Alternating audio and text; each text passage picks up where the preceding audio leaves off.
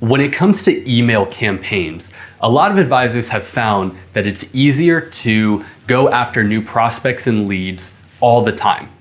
You should really be nurturing your existing database.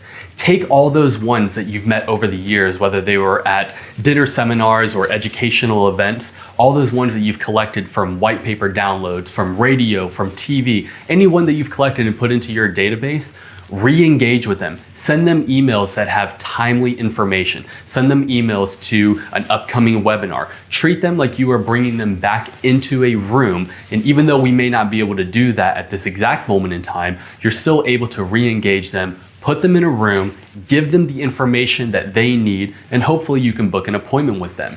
We've seen examples where advisors have told us, hey, I met someone 5 years ago and they came into the office from a dinner seminar and we talked. It wasn't really a good fit at the time. That's it. Well, you continue to email them and drip on them, send them educational links, send them the webinars, etc. And now, 5 years later, that advisor says, hey, they came back to me and said, now I'm ready to retire. You were the person that I knew I wanted to work with from the get-go, but now is the right time. So be sure to nurture your existing database and email those ones frequently.